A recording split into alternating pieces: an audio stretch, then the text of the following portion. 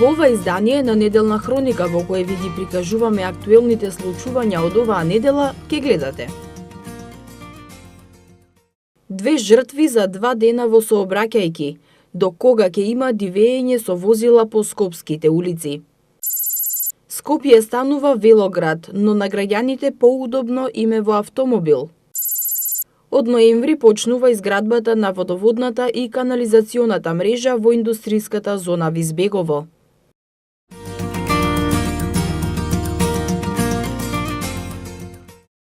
Внимателно возење, прилагодена брзина на движење и почитување на поставената сообраќајна сигнализација. Ова е реченицата која секојдневно ја слушаме, но многу ретко кога некој го разбира значењето на оваа реченица и се придржува кон ова. Секојдневно во билтенот на МВР може да се прочита колку граѓани биле тешко или полесно повредени и колку го загубиле животот во сообраќајни несреќи кои за жал секогаш настануваат поради невнимание и непочитување на правилата за возење. Например, пред 2 дена на булевар Србија во аеродром, 3 пешаци, односно баба, дедо и нивната 3-годишна внука, беа прегазени додека на пешачки премин го поминувале булеварот. Од тешките повреди почина 61-годишната жена, а на девојчето на детска хирургија му беше направена операција на левото рамо. Тоа е во стабилна здравствена состојба. Дедото поминал со полесни телесни повреди. Во текот на вчерашниот ден евидентирана е уште една сообраќајна несреќа каде во населбата Автокоманда на пешачки премин со возило било удрено 17-годишно девојче. Тоа со итна медицинска помош однесено е на ургентен, каде се констатирани повреди на главата. Синоќа се случи уште една тешка сообраќајна несреќа во Илинден на патот од Марино кон Кадино, во која учествувале автомобил управуван од жител на Петровец и мотор управуван од 32-годишно момче од Кадино. Од МВР соопштија дека во незгодата со тешки телесни повреди се здобил возачот на моторот, кој со итна медицинска помош е пренесен во градската општа болница Свети Наум Охридски, каде во 22 часот починал. А на возачот на автомобилот му се констатирани тешки телесни повреди. Од МВР соопштија дека во текот на вчерашниот ден регистрирани се 15 сообраќајни незгоди што се случиле во Скопје. Ова е исходот од непочитувањето на правилата кои се пропишани со закон и треба да ги почитува секој што ќе се најде во сообраќај, независно дали е возач или пешак. Од МВР информираа дека постојано работат на подигнување на јавната свест кај граѓаните со цел да се подобри безбедноста во сообраќајот и да се почитуваат сообраќајните правила и прописи, не за да се избегнат казните, туку за да се зголеми безбедноста и да нема жртви. Поради брзото возење и непочитување на знаците, граѓаните велат дека не се чувствуваат безбедни во сообраќајот. Билансот на настрадани пешаци во првата половина од оваа година изнесува 422 пешаци, од кои 9 го загубиле животот, 88 биле тешко повредени, а останатите се со лесни телесни повреди. Во насока на заштита и безбедноста во сообраќајот, зголемување на свеста кај возачите и воопшто обезбедување на сигурен живот на граѓаните, ќе бидат поставени 5 дигитални мерачи на брзина. Мерачите ќе бидат поставени на фреквентни локации близу училиштата каде е засегната младата популација. Поточно кај гимназијата Јосип Броз Тито, медицинското училиште Панча Караѓозов, ГУЦ Здравко Цветковски, хемиското Марија Кири Склодовска и АСУЦ Боро Петрушевски. Зголемувањето на совеста на возачите и на сите учесници во сообраќајот представува предизвик за намалување на сообраќајните незгоди. Секој од нас е учесник во сообраќајот на овој или на оној начин и треба да внимава на поставената регулатива. Скопје мора да биде безбеден град, град безбеден и за растење, меѓутоа спокоен и за пензионирање. Во таа насока секој од нас треба да го даде својот придонес. Безбедноста мора и може да биде обврска на сите нас. Апелирам до сите учесници во сообраќајот да ги почитуваат сообраќајните правила и на тој начин со своето одговорно однесување да придонесат кон намалување на бројот на жртвите и повредените во сообраќајните незгоди. Ги повикувам сите општествено одговорни компании, како Сава осигурување во конкретниот случај, а кои што сакаат да донираат средства во делот на зголемување на безбедноста на сообраќајот, да го направат тоа час поскоро, заеднички да придонесеме нашиот град да има помалку сообраќајни незгоди. Под мотото на кампањата намалувањето на брзината спасува животи, денеска се одбележува Европскиот ден без жртви во сообраќајот.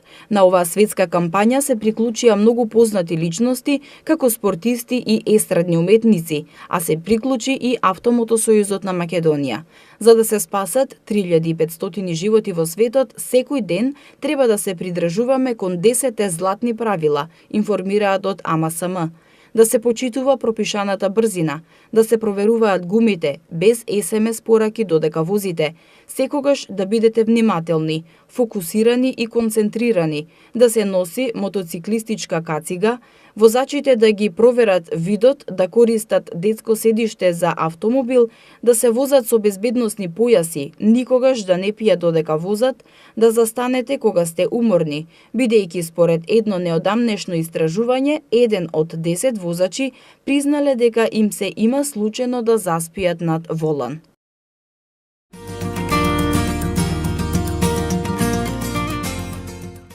Во тек е одбележувањето на Европската недела на мобилност, која традиционално се одбележува секоја година. Идејата е со разни активности, почнувајќи од 16 до 22 септември, кај граѓаните да се подигне свеста за користењето на различни видови на превоз, покрај добро познатиот автомобилски превоз. Сепак, сите ние кои често сме во потрага по различна храна, мода или музика. Кога станува збор за транспорт, често се држиме до сигурниот автомобилскиот превоз. Оваа година European Mobility Week или Европската недела на мобилност не потикнува да истражиме различни опции за движење и да размислиме за начинот кој најмногу одговара на нашето конкретно патување. Затоа се фокусираме на комбинирање на транспортни режими во исто патување или за различни патувања. Скопје, за волја на вистината, не нуди многу опции за алтернативен превоз. Но велосипедот како превозно средство секогаш е добра опција доколку не сакате да трошите многу пари за гориво и паркинг, или пак ги мразите турканиците во автобусите, долгото чекање автобус на автобуските постојки и неудобното возење со неповикан сопатник, често расположен да бистри политика со вас. И градот Скопје веќе неколку години се обидува да ја подобри велосипедската инфраструктура. Имено, неодамна заврши изградбата на новата велосипедска и пишачка патека на булеварот 8 септември, која се протега од мостот кај хотелот Александар Палас до улицата Варшавска во Тафталидже. Патеката е во должина од 1200 метри и ширина од 2,5 метри и ги поврзува постојните велосипедски рути 1 и 2 со кејот на Вардар. Велосипедската патека е дел од така наречениот Конектор 5, кој по завршувањето на неговата изградба во вкупна должина од 2044 метри, предвидено е да ги поврзува рутите 1, 2 и 3 и да се протега по должина на целиот булевар, поточно од крстосницата со булевар Митрополит Теодосиј Гологанов до крстосницата со улица Скупи. Покрај на оваа локација, во моментов се работи на изградба и на нови велосипедски патеки на повеќе локации низ градот, со вкупна должина од над 5 километри. Новите патеки се градат на булевар Борис Трајковски на улица 11 октомври, на булевар Крсте Петков Мисирков и на улица Бутелска. Тоа возможува да ги оставите автомобилите дома и со велосипедот да ја посетите салата за вежбање и порано да започнете со согорување на калориите, што значи дека ќе ги избегнете сообраќајните гужви како и плаќањето паркинг кога одите во шопинг. Исто така, со велосипед можете да отидете и до своето работно место, што значи дека многу посвежи и порасположени ќе стигнете доколку ги избегнете гужвите наутро. Со мудрото одбирање на начинот на секојдневниот транспорт го заштедуваме домашниот буџет, го подобруваме нашето здравје, воедно ја заштитуваме животната средина и го намалуваме загадувањето од транспортот.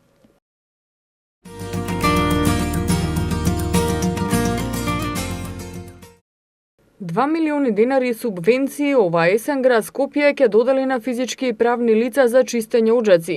Со оваа мерка ќе бидат опфатени 2000 домаќинства и други субјекти на подрачјето на Скопје, кои ќе добијат субвенција од 1000 денари независно од вредноста на услугата за чинење. За да добијат субвенција од градот за чистење оджаци, граѓаните треба да достават неколку документи. Барање за надомест што може да се подигне во архивата на град Скопје или да се обезбеди од интернет страницата skopje.gov.mk, фотокопија на личната карта со која ќе се докаже жителството, потврда за реализирано чистење, подпишана од стручното лице што го исчистило оджакот, фискална сметка од фирмата регистрирана за дејноста чистење оджаци и фотокопија од трансакциска сметка. Фискалната сметка од фирмата регистрирана за дејност чистење оджаци треба да биде издадена по денот на објавување на повикот. Исплатата на средствата ќе се врши сукцесивно, според редот на пристигнати пријави, по донесувањето на решенијата за усвојување на барањата од страна на градоначалникот на град Скопје. Со овие документи, граѓаните ќе можат да се пријават за субвенции до 22 ноември, а потребната документација треба да ја достава до град Скопје секој работен ден од 8:30 до 15 часот. Градските власти информираат дека во соработка со Министерството за труд и социјална политика и Агенцијата за вработување спроведува обуки за 15 нови оджачари. Првиот тим од 10 оджачари кои завршија обуката почнаа со чистење на 100 оджаци на домаќинства кои се пријавија на повикот за бесплатно чистење. Во Скопје има само 8 регистрирани оджачари, а 45% од вкупниот број домаќинства се греат на дрва, односно тоа е 1/3 од уделот во вкупното загадување на воздухот во главниот град. Според некои податоци во Скопје има над 60.000 оджаци кои многу ретко се чистат, што представува дополнително загадување на воздухот, затоа што е познато дека неисчистен оджак загадува најмалку двојно повеќе во споредба со исчистен оджак, а опасноста од запушени и неисчистени оджаци е голема. Препорачливо оджаците да се чистат 3 пати годишно, 2 пати во текот на грејната сезона и еднаш кога таа е завршена.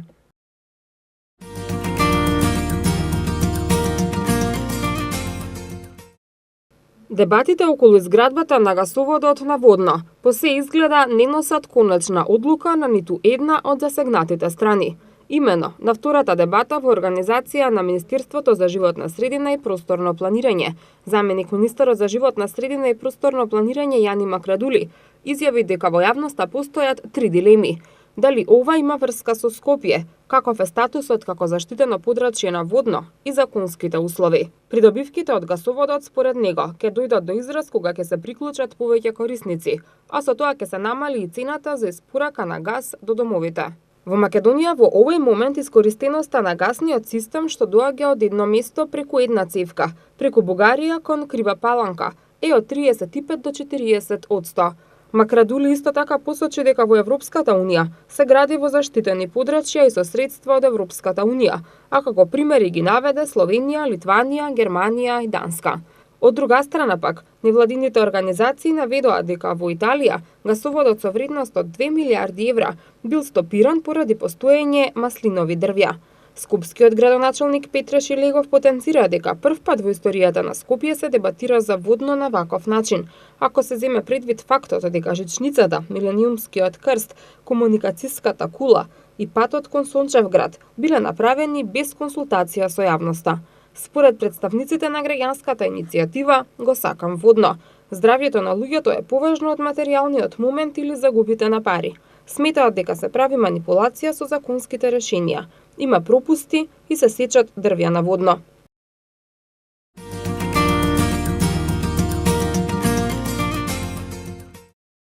Од 1 јануари 2019 година бројот на деца кои ќе користат детски додаток од сегашните 3200 ќе се зголеми на 73500, бидејќи оваа поволност ќе ја користат и семејства во кои еден родител е вработен и зема минимална плата. Критериумот зошто имаме толкаво зголемување е тоа што сега семејство во кое еден родител е вработен и кое што има минимална плата ќе може да ја добие оваа поволност. До сега тие не беа вклучени, изјави владиниот портпарол Миле Бошњаковски на денешната редовна пресконференција во владата. Од сега и децата кои потекнуваат од семејства од социјален ризик и семејства со ниски примања ќе земаат образовен додаток, така што бројката од 3800 деца кои досега го користеа овој додаток ќе се зголеми на 64316.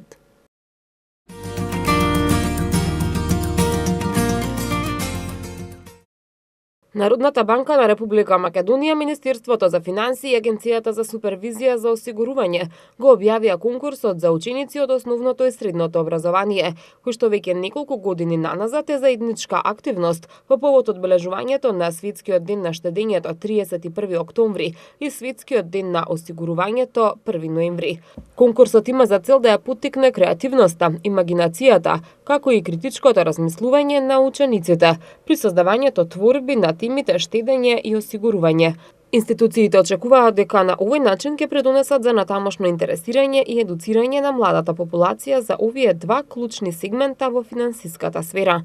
Во конкурсот се одредени две теми на кои учениците од основните училишта може да се јават со испраќање литературна творба, песна и ликовна творба, цртеж и јас умеам да штедам и што значи за мене осигурувањето на домот и семејството. По завршување на конкурсот ќе бидат избрани по 3 најдобри литературни ликовни творби на двете теми. На авторите на избраните творби ќе им бидат доделени парични награди. Годинава, првпат на конкурсот учениците од средните училишта може да испратат литературна творба есеј на тема "Штедам, мислам на својата иднина". Учениците од средното образование може да конкурираат и со литературна творба, расказ на тема "Што значи за мене осигурувањето на домот и семејството". На учениците на трите најдобри есеи и раскази ќе им бидат доделени парични награди. Крајниот рок за доставување на творбите е 15 октомври 2018 година.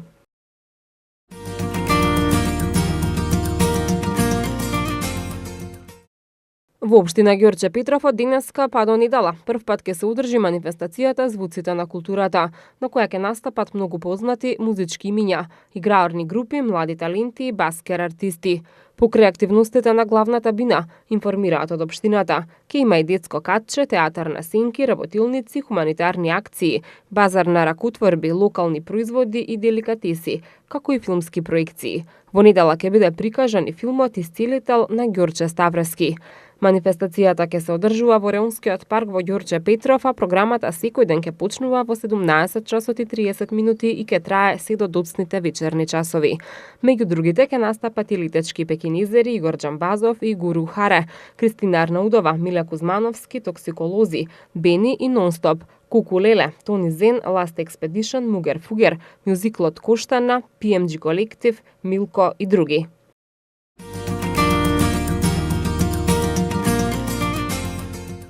Редистрибуција на богатството во општеството поделено на многу богати и многу сиромашни е тема која отвора представата Блокбастер со која утре во Македонскиот народен театар започнува 43-тиот млад отворен театар. МОД ќе трае до 28 септември и на програмата се 18 представи со повеќе од 200 артисти кои ќе настапат на сцените во Скопје. Меѓу нив се и 3 македонски премиери. Жанровски, естетски и програмски, млад отворен театар е можеби најразличен досега како целина.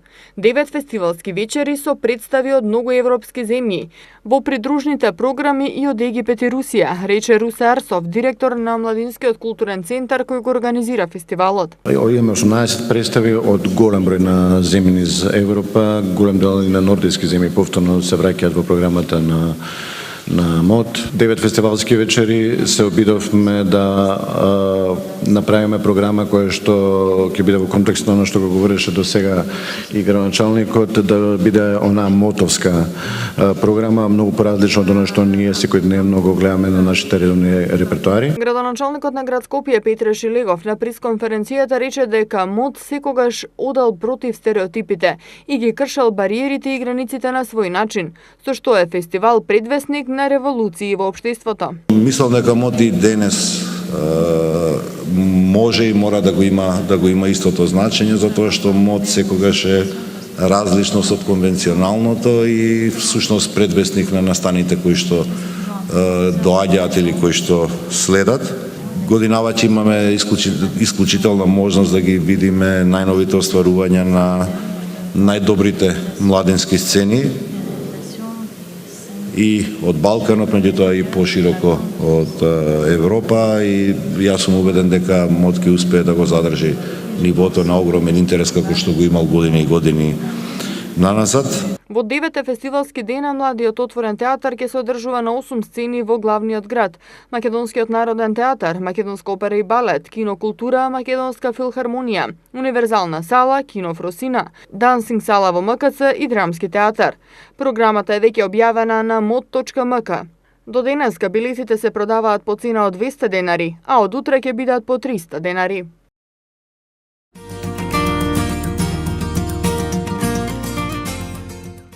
Првата премиера на Македонскиот народен театар во новата сезона ќе биде на 29 септември. Представата "Еден месец на село" од Иван С. Тургенјев на италијанскиот режисер Паоло Маџели. Оваа комично тажна руска приказна првпат е поставена во 1872 година и раскажува за Наталија, жена на богат земјопоседник и младата Верочка, кои се влюбуваат во учителот на синот на Наталија. Низ драмата провејува тема за љубовта и нејзините идеали, стремежот за среќа и возбудувања, но и прашањето на кое човекот поникогаш бара одговор. Зошто човековата природа е таква што не може влюбеноста и среќата да ги задржи долго во себе. Улогите ќе ги играат Георги Јолевски, Сашка Димитровска, Дарија Ризова, Катерина Коцевска, Тина Трпковска, Александар Микиќ, Никола Ристановски, Стефан Спасов, Нино Леви, Сашко Коцев, Дамјан Цветановски и Ана Стојановска. Катерина Коцевска го направи преводот и адаптацијата на текстот. Сценограф е Лоренцо Банчи, костимограф Мануела Паладин. Музиката е на композиторот Љупчо Константинов.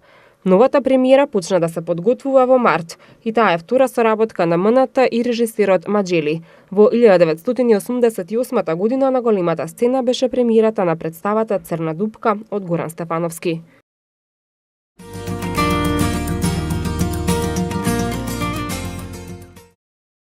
Проблемот со немање водовод и канализација во индустриската зона Визбегово, со кој се соочуваа голем број стопанственици, наскоро ќе стане минато. При денешната посета на зоната, министерот за транспорт и врски Горан Сугаревски рече дека очекувањата се проектот да биде готов до 2020 година.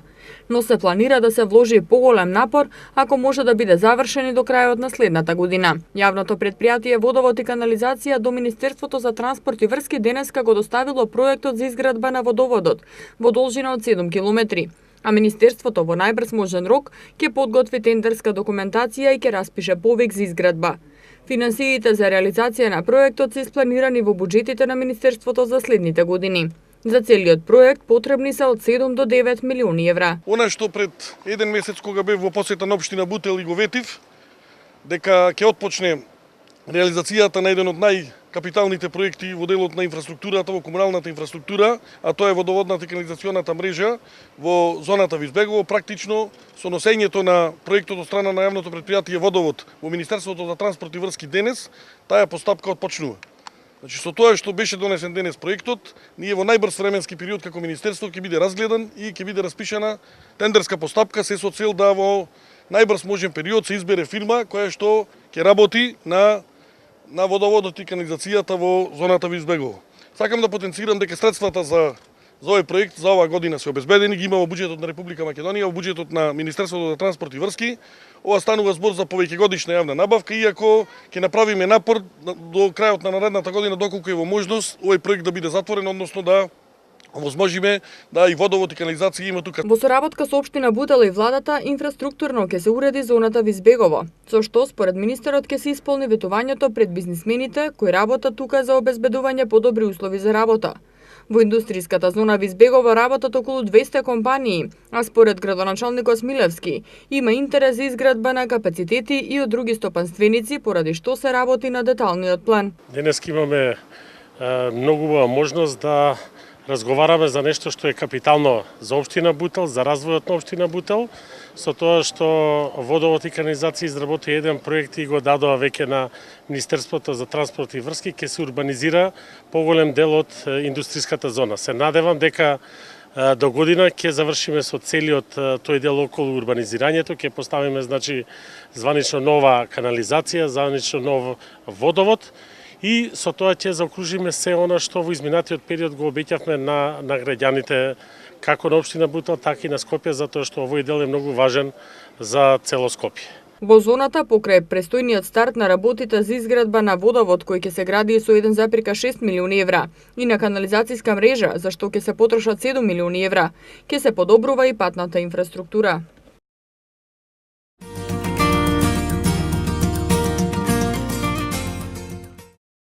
Во сабота на 29 септември, двете слоници од Белгија, Дуња и Даела, доаѓаат во Скопската зоолошка градина. Тие ќе бидат пречекани од над 10.000 луѓе и ќе биде отворено нивното царство Африка. Двете слоници ќе живеат во простор од околу 600 метри квадратни. Ќе имаат свој базен, песок во живеалиштето и топки за да се занимаваат. Зиме ќе се греат на пелети, обезбедена е доволна светлина на просторот и влажност на воздухот. Има и платформа од која посетителите ќе го гледаат слонот. Има можности за одвојување на слоновите, направени се 2 одвоени парцели во случај ако во иднина се донесат уште слонови кои треба да бидат одвоени. Оградата е заштитена со ниска струја. Минимум стандарди за еден слон предвидуваат 10 на 10 метри соба каде што ќе живеат, а заедничкиот простор каде што слонот треба да престојува преку ден, минимум треба да биде околу 500 метри квадратни. Живеалиштето на слоновите чини 400.000 евра, а парите се донација од владата и град Скопје. Една од слониците е 48 години, додека другата е 30.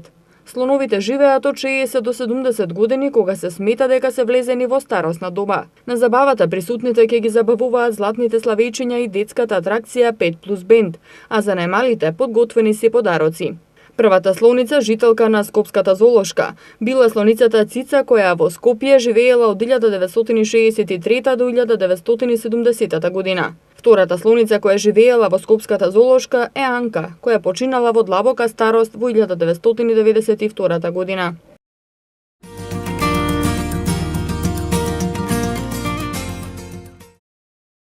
Со настап на учениците од основните училишта Тихомир Милушевски и Јоаким Крчовски, вчера вечер започна повеќедневниот спектакл во општина Ѓорче Петров, Звуците на културата. Манифестацијата ја отвори градоначалникот на општината, Александар Наумовски, кој ни го криеше задоволството од успешната реализација на манифестацијата, која се организира по повод Денот на општината 20 септември. Така не личи модерни, урбани, како што заслужува Ѓорче. Ѓорче Петров долго време чекаше ваков настан и на мое огромно задоволство вечерва сме тука да ја стартуваме манифестацијата Звуци на културата, која до недела ќе ни понуди незаборавни содржини, музички перформанси, кино на отворено.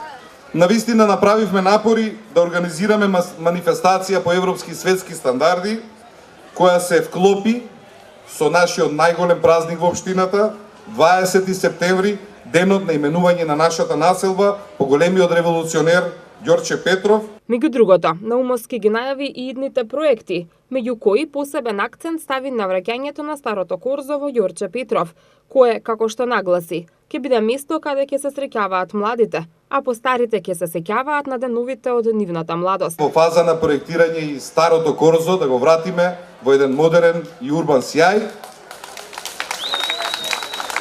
Тоа цврсто го ветуваме и следната година ќе стапиме во реализација. Да направиме на наша урбана ѓорчевска чаршија, каде што нашите деца ќе се дружат, ќе има многу емпатија, ќе стекнуваат нови љубови, а нашите родители ќе се сеќаваат на минатите убави безгрижни времиња. На манифестацијата можевме да го забележиме присуството и на градоначалниците од збратимените општини Разлог и Красна Пољана од Бугарија, како и од Србија и Словенија. Со општина Ѓорче Петров имаме Со општина Ѓорче Петров имаме заеднички проект во сферата на образованието. Исклучително сум задоволен од соработката со општината и ја искористувам можноста да ги поздравам сите од оваа општина, да го честитам денот на општината на Ѓорче Петров и да им посакам успех во работата. За прекрасниот празник којто прави општинската администрација и всичко најдобро и успех на општина Ѓорче Петров. Ние сме побратимени општини. 15 години сме побратимени општини. Среќен сум што толку време обстојува нашата дружба, како што делегација од кај вас секоја година доаѓа во Красна Пољана, така и ние со задоволство доаѓаме кај вас. Мене ова ми е втора година како доаѓам тука. На сличен начин и ние ги организираме манифестациите, само во рамки на 2 дена. Вие подолго празнувате. С голяма радост, всяка година. На мен това лично ми е втора година подред. Миналата година бях и сега за втори път. Каква е споредбата со манифестациите вие што ги приредува и оваа манифестација ви се допаѓа? Ние по подобен начин го правиме при нас. Исто како вас, имаме фолклорни состави, танчерски групи и поп музика. Луѓето се собираат, се веселат, традициите се исти. Танцувални състави и поп музика. Хората така се събират, веселят се. Традициите се почти еднакви. Од манифестацијата беа воодушевени и посетителите. Рекоа и претходно во Ѓорче Петров имало културни манифестации. но организацијски и програмски. Звуците на културата ги надминува сите досега организирани. Може да ни кажете дали често доаѓате на вакви манифестации, дали ви се допаѓа? Да, ми се допаѓа. Убаво, интересно, забавно. Така. Имало ли до сега вакво нешто во Ѓорче се случи? Баскер фестот почна од овде, така да убаво беше. Многу е убава. Имало ли до сега нешто вакво? Што е децава што беа децава. А редно беше индикациите на бина да ги видиме. Народов напред собран, ние одавде ништо не гледаме. Да, одлично, доаѓаме стално. Има ли нешто што најмногу ви се допаѓа од она што го видовте до сега и дали имало и до сега вакво нешто во Ѓорче? Имало и порано, али не вака како денес. Затоа што се имаме многу работи изложени, транспарентно, домови, поготово овие сувенири, модерни, убави, современи и така натаму. Како ви се допаѓа манифестацијата? Као Ѓорче Петровци се радуваме што конечно имаме вака добра манифестација. Продолжува традицијата, но е многу подобро од минатите години и се надеваме ќе биде во следните години уште подобро. Добро, денеска е прв ден, ќе доаѓате секој ден? Да, секој ден. Супер е програмата, доаѓаме секој ден.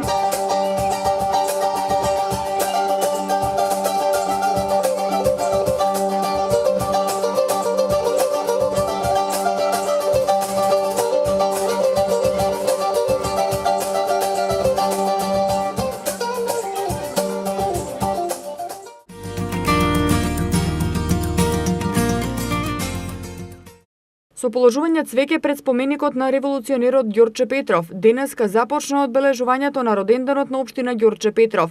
Традиционалниот крос на основните училишта и свечената седница беа неизоставен дел од прославата на денот на општината. На положувањето цвеќе беа присутни делегации од збратимените градови на општина Ѓорче Петров, амбасадори како и членови на политички партии. 20 септември го одбележуваме денот на општината Ѓорче Петров, по кого далечната 46-та година го добила името после Народно-ослободителната војна и 102 години од формирањето на населбата Ѓорче Петров. Мене ми е многу драго што овој ден го споивме со веќе етаблираните звуците на културата, која што манифестација и перформанс поминува во најдобар ред, со задоволителна и добра посетеност.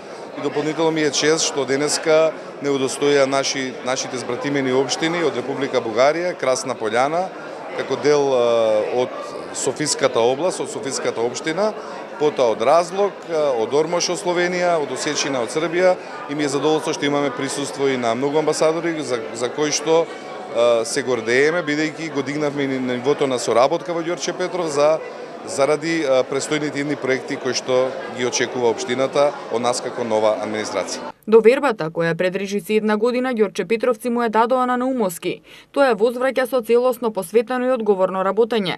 За одбележувањето на следниот роден ден најави изградба на 3 нови детски градинки. Јас се надевам дека најгорливиот проблем со недостиг на градинки, кој што го затекнавме, над 600 до 700 деца чекаат да се запишат во градинка. Веќе имаме со Министерството за здравство и за труд и социјала првото јавно-приватно партнерство за амбуланта и градинка во Ѓорче 2 во Дексион. Дополнително проектираме уште 2 градинки, една во Стопански двор и една во Волково. Ја викам следната година барем една да почнеме, ќе бидам премногу задоволен. Во делот на инфраструктура завршуваме фекалната канализација во Волково, до на пролет следната година ќе завршиме водоводот во Никиштани. Така да се што се може рационално, домаќински ќе вложиме во инфраструктура кај граѓаните.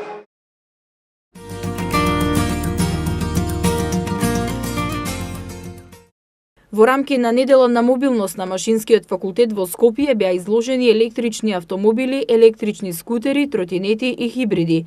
Организацијата на електрични возила од Македонија секоја година одржува едукативни часови за ученици од основни и средни училишта. Како што информираше Кирил Минанов од Е-мобилност Македонија, изложените возила се на приватни сопственици и корпоративни возила, а од страна на присутните имаше голема заинтересираност околу можностите што ги нудат електромобилите.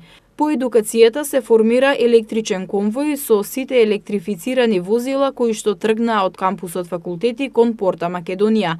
Ревијалното возење беше околу 20 на минути и представуваше атракција на скопските улици.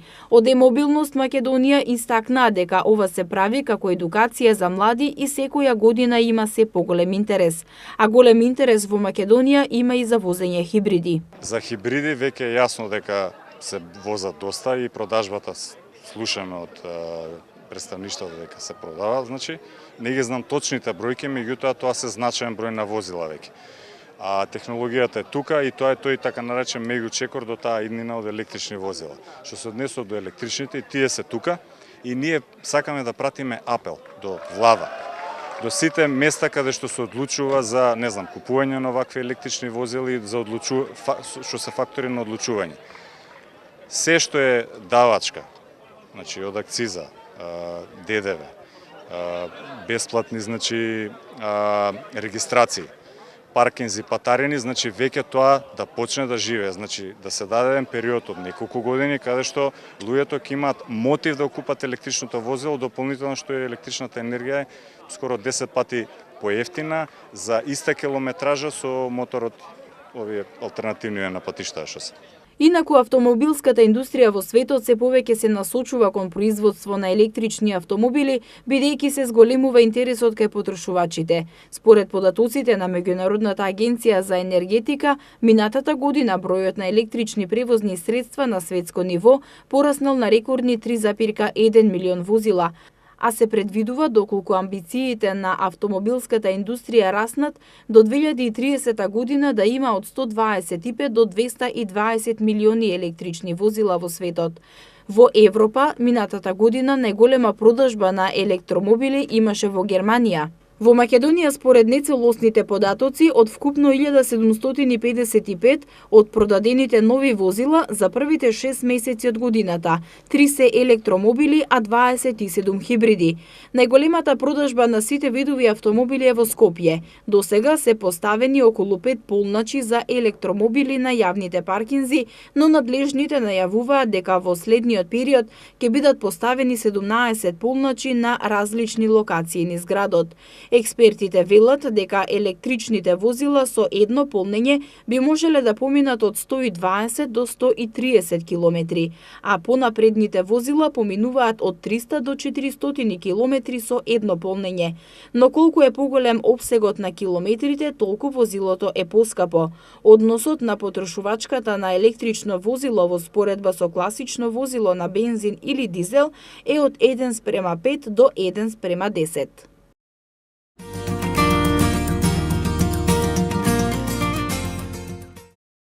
По пријава на градоначалникот Петре Шелегов, тимот Центарот за социјална работа Скопје направил увид во станот во трговскиот центар Скопјанка во аеродром и констатирал дека таму живее сама 65 годишна жена која е собственик на станот и корисник на пензија.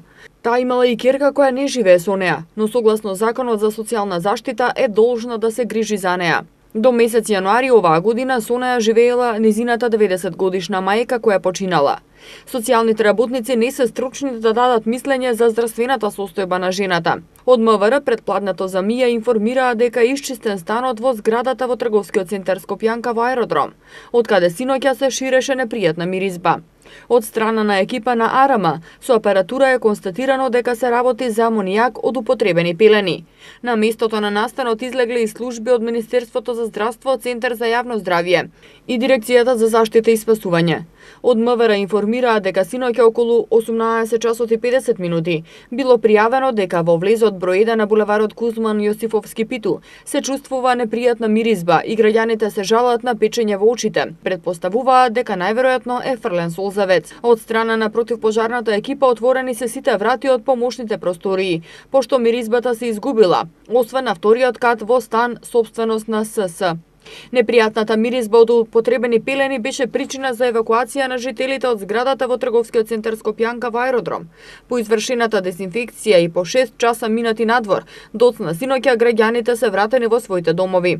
Скопскиот градоначалник Петре Шелегов, кој синоќа ги посети жителите, изјави дека за вчерашниот случај со евакуираните жители во трговскиот центар Скопјанка, за жал градот нема многу законски надлежности во таа процедура. Тврди дека морал да преземе се како човек и како градоначалник, за да биде сигурен дека луѓето ќе може да се вратат безбедно во нивните домови.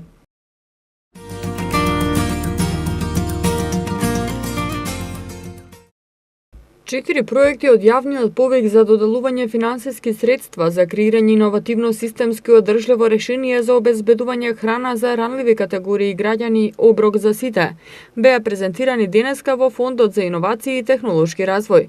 Од нив ќе треба да биде избрано најдоброто или најдобрите решенија и да се преточат во систем, преку кој ќе се обезбедува храна за оваа категорија граѓани, односно ќе овозможи вишоците на храна од компаниите, големите маркети и угостителските објекти да се достава до нив. Околу 450.000 луѓе имаат реална потреба од поддршка на државата за обезбедување елементарни услови за живење, меѓу другото и храна.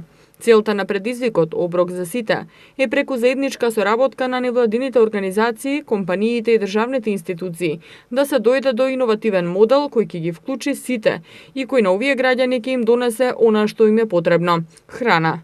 Во Македонија постојат голем број иницијативи, а целта на оброк за сите не е да се воведе решение паралелно на нив, туку да се создаде системска поддршка тие да прераснат во одржливо решение, дел од систем во државата. Тоа беше се што ви подготвивме за ова неделно издание, а вие и понатаму продолжете да ги следите дневните прегледи на вестите. Довидување!